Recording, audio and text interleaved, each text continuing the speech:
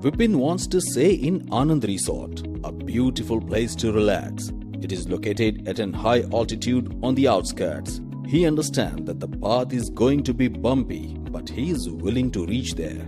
Let's consider his journey in the backdrop of an investor's path towards wealth creation. Investor should perform consistently throughout the journey. Investor should have patience to rise again after a market fall.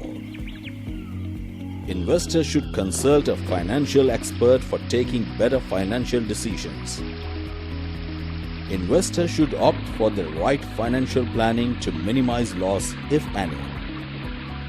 Investor should not stop and keep investing to achieve his financial freedom. Path towards wealth creation is also like this.